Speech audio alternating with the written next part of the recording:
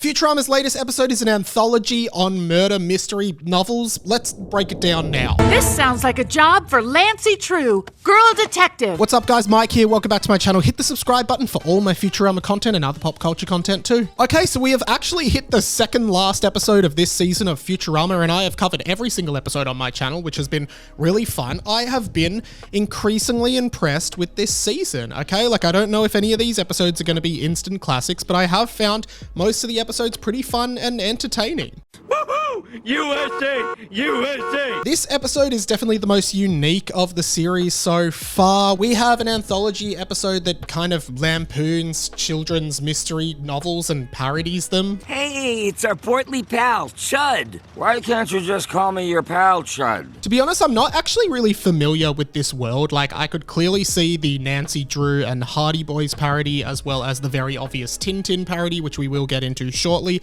But overall, like, a lot of these references went over my head. I guess I just never got into any of the source material that's being played with here. I can't go on living. I'm driving off the cliff. Anthology episodes are nothing new in cartoon world. Of course, probably most famously is the Simpsons Treehouse of Horror episodes, which are basically 3 short stories that are often parodies of current horror movies. Give me the butt. Give me the butt.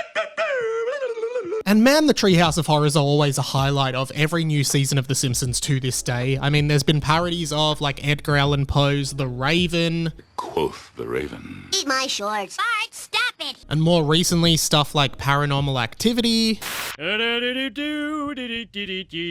And older horror classics like Child's Play, The Shining, and many, many more. Someone set this thing to evil. I love you, Homer. Futurama has also done a few of these in the past, particularly the Anthology of Interest episodes, which I think is where the Thinglonger invention actually stems from. I call it the Thinglonger. These were some great episodes in the original run, and I think these are really viable when they're done well. And look, this episode was pretty fun. Like, I think the highlight of the episode was definitely the TinTin segment towards the end.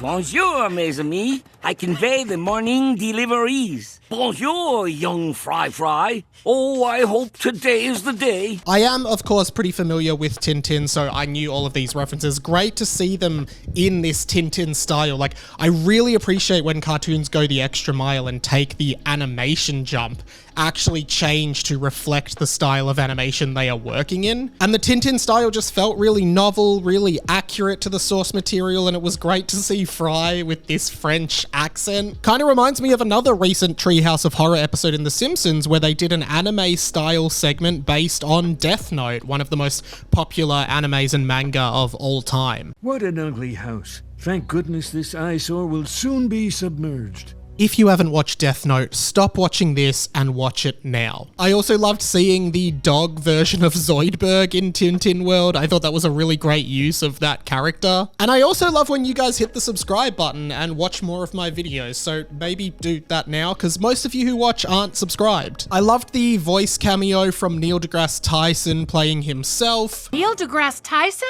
May I borrow your magnifying glass? Hell no! I don't know you! I am a huge fan of Neil deGrasse Tyson. I think he's a great science communicator, and definitely Futurama is an amazing fit for him to be a voice actor. Yeah, listen. You got a place I can hide where no one ever goes? I've got to say though, in terms of like relevance of a lot of this stuff, like TinTin, Hardy Boys, Nancy Drew, I personally don't see any relevance from my personal experience. Like, why are they making an episode based on these kind of things? Like, I don't think any of the young people watching at the moment would have any idea about any of this stuff. What the hell? That being said, when I was young and watching The Simpsons, I never really understood any of the pop culture references, but I kind of still enjoyed it anyway, so I could be wrong here. That being said, there are other kind of more modern books and mystery things that could easily be parodied here that I think could have been much more relevant to today's audience. And I wonder if the writers are really showing their age when they decide to do an episode like this. Like, really, like,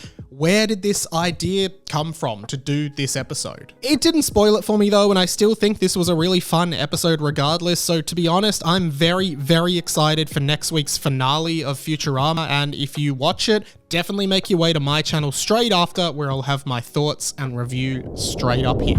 Whew, thank you so much for watching, guys. Another video done and dusted. Let me know what you thought of this week's episode down in the comments. Did you like it? Did you hate it? What did you think? I would love to know.